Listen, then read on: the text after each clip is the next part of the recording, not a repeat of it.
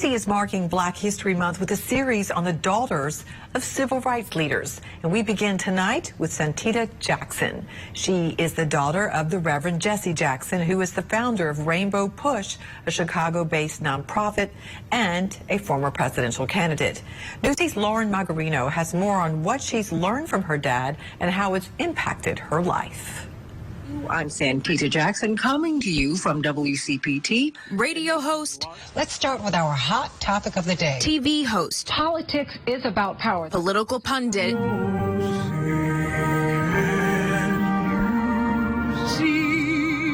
And trained singer. Santita Jackson is a Renaissance woman. I've always been a voracious reader, student of history, student of current events. Whose most influential classroom happened to be at home, with civil rights leader and politician Reverend Jesse Jackson under the same roof. Quite honestly, the greatest teacher I've ever had has been my father. You know, Reverend Jackson has been in the most hostile settings with political allies and political foes. It was just part of the job as a member of Dr. Martin Luther King Jr.'s inner circle, and it was dangerous. Well, you pick up the phone and, hi, little girl, hi. Is your father home? No, he's not. He was wearing a trench coat this morning. Yes, sir. Well, you know, you should call him at the office because if he comes home, I'm going to blow his effing head off. Okay. But it was in these hostile spaces that she learned how the art of conversation can drive the civil rights movement forward. Everybody, let's talk about Ahmaud Arbery. What is going on with that case? The Santita Jackson Show, broadcast from Chicago on the nation's largest progressive talk radio station, is her latest vehicle to do so. Are you trying to move the needle? I'm trying to do the best that I can. And you do that one person at a time. What I hope to bring to the conversation is illumination. Americans have a heritage of the vote no other nation on earth can match. Starting with the values, she says, has been forgotten. We're not teaching civics anymore. And with the loss of civics, you've lost civility.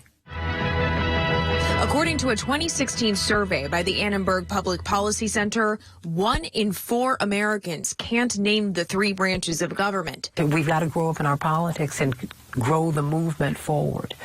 Because I think that people are beginning to see that that we've all been slighted. Another point she sheds light on. We're the canaries in the mine.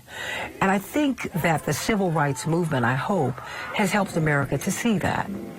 That the most vulnerable populations, whether it's black people or indigenous people, whether it's women, whoever it is, but particularly black people, because we're the readily identifiable other in America. That it's me today, it's you tomorrow. We're the canaries in the mine. We let you know where things are going. I want to hear what you have to say. Could you call tomorrow morning? They're not going to be like me, though. No, that's okay. No.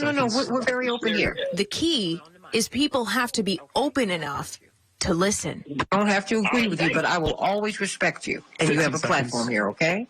I think that's what's missing from our conversations today.